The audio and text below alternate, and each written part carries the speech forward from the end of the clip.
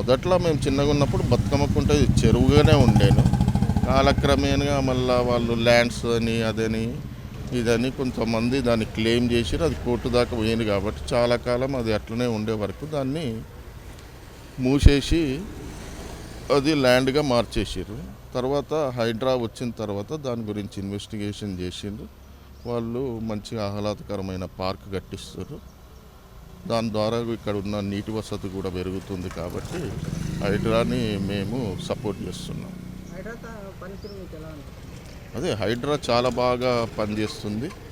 ఒక ఫస్ట్ ఇదే బతుకమ్మ కుంట అనే లేక్ని తీసుకొని వాళ్ళు ఇంప్రూవ్మెంట్ ఎలా చేస్తుండ్రు అనేది రాష్ట్రంలో ఉన్న ప్రజలందరూ కూడా దీన్ని గుర్తించి ఇలా ఎక్కడనన్నా కబ్జాకు గురైన వాటి ఉంటే వెళ్ళి హైడ్రా కంప్లైంట్ ఇస్తే దాన్ని ఈ విధంగానే డెవలప్ చేస్తున్నారని ఇది నిదర్శనంగా కనబడుతుంది.